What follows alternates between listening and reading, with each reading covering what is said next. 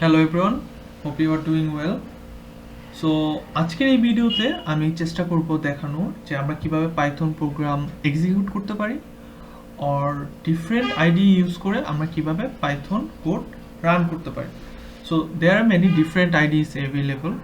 এর মধ্যে সবথেকে কমনলি ইউজড অ্যান্ড সবথেকে ইজিয়েস্ট হচ্ছে PyCharm and Google Colab. So Google Colab use করার জন্য আমাদের সার্চ বারে গিয়ে কোলাব লিখে সার্চ দিতে হবে। সো সার্চ রেজাল্টে গিয়ে আমরা এখানে গুগল কোলাবে ক্লিক করব।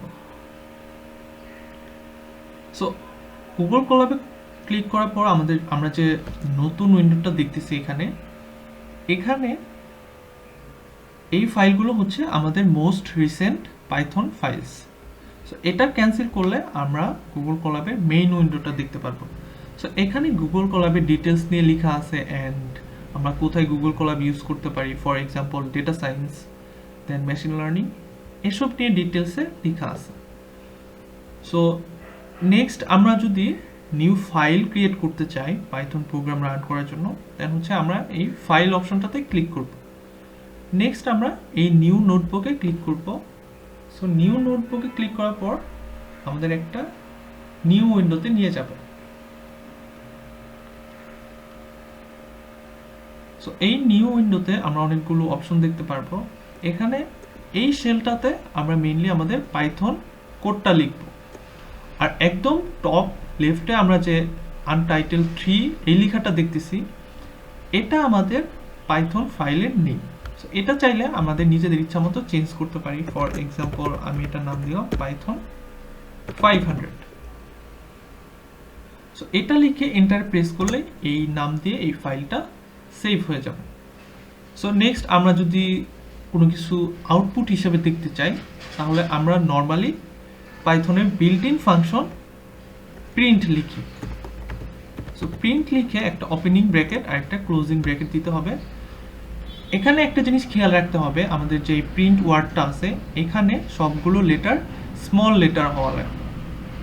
সো নেক্সট আমরা যদি কোনো স্ট্রিং টাইপের ডেটা টাইপ প্রিন্ট করতে চাই, তাহলে আমরা দুইটা কোটেশনের মাঝখানে আমাদের ইচ্ছা মতো আমরা যে কোনো কিছু লিখতে পারবো। ফর এক্সাম্পল আমি এখানে হ্যালো ওয়ার্ল্ড এই ওয়ার্ডটা লিখলাম। সো এটা যদি আমরা আউটপুট হিসেবে দেখতে চাই, তাহলে আমরা এখানে এই সার্কেলের মধ্যে যে প্লে বাটন এই চিহ্নটা আছে এখানে ক্লিক করব।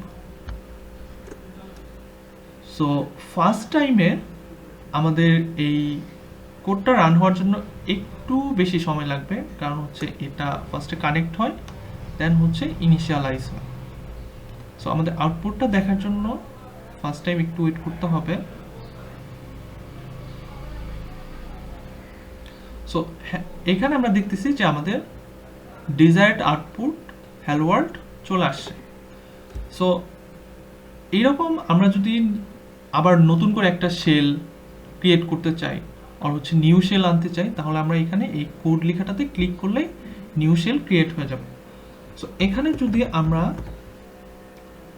কোনো ইন্টিজার টাইপের ভ্যালু প্রিন্ট করতে চাই, ইন্টিজার টাইপের ভ্যালুগুলো কোনো দশমিক নাম্বার হওয়া যাবে না, শুধু নাম্বার হওয়া লাগবে। সো ফর এক্সাম্পল আমি এখানে 500 প্রিন্ট করতে চাচ্ছি, তাহলে আমাদের এখানে প্রিন্ট 500 ব্র্যাকেটের ভিতর লিখে সেম এখানে ক্লিক করতে হবে।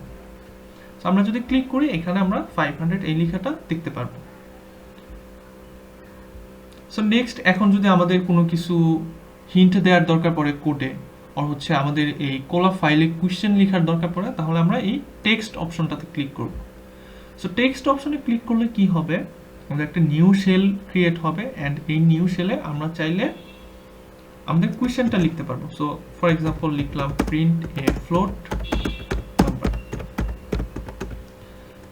সো এখানে আমরা চাইলে টেক্সট অ্যাড করতে পারবো, এই টেক্সটটাকে চাইলে আমরা বোল্ড করতে পারবো, দেন হচ্ছে আমরা চাইলে এখানে ইমেজ ইম্পোর্ট করতে পারবো, এরকম অনেকগুলো অপশন আছে। সো এইটাকে সেভ করার জন্য আমাদের শিফট প্লাস এন্টার প্রেস করতে হবে। সো এখানে প্রেস করলে আমাদের এই লেখাটা কোয়েশ্চেনের মতো এরকম সেভ হয়ে গেছে।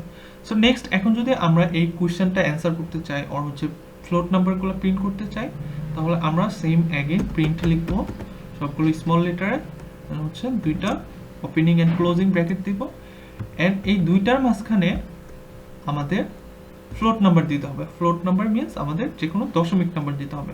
ফর এক্সাম্পল আমি 1.1 প্রিন্ট করতে চাচ্ছি, তাহলে এটা লিখে আমাদের সেম এগেন এখানে ক্লিক করতে হবে।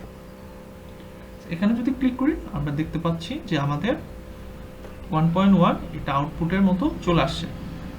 সো এখন আমাদের যদি এই ফাইলটা ডাউনলোড করা লাগে, সো তখন আমরা কিভাবে করব? এখানে আমাদের এই ফাইল অপশনটাতে যাওয়া লাগবে।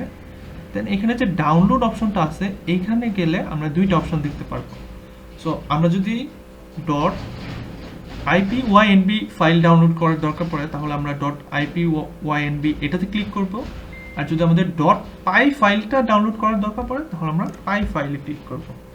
সো পাইতে ক্লিক করলে আমাদের এইরকম ফাইলটা ডাউনলোড হয়ে যাবে। এখন ফর এক্সাম্পল আমাদের এই কোলা ফাইলটা কারোর সাথে শেয়ার করার দরকার পড়লো, তাহলে আমরা এখানে শেয়ার অপশনে যাব। এটাতে ক্লিক করলে আমাদের এরকম কয়েকটা অপশন আসবে। সো এখানে চাইলে আমাদের যে এই রেস্ট্রিক্টেড অপশনটা আছে এটা আমরা চেঞ্জ করে আমরা এনিওয়ান উইথ দ্য লিঙ্ক দিলে, অ্যান্ড দেন আমরা যদি এই লিঙ্কটা কপি করি তাহলে আমাদের লিঙ্কটা কপি হয়ে গেছে। এখন আমরা এটা চাইলে আমরা আমাদের টিচারদের সাথে আর কারোর সাথে শেয়ার করার দরকার পড়লে আমরা Ctrl+V প্রেস করে আমরা এই লিঙ্কটা শেয়ার করে দিতে পারি, অ্যান্ড এটা সেভ করার জন্য আমরা ডান লিখলেই হয়ে যাবে। সো এইভাবে হচ্ছে আমরা আমাদের কোলা ফাইলটা ডাউনলোড করতে পারি অ্যান্ড শেয়ার করতে পারি। সো আজকের এই ভিডিওতে এই পর্যন্তই। Thank you.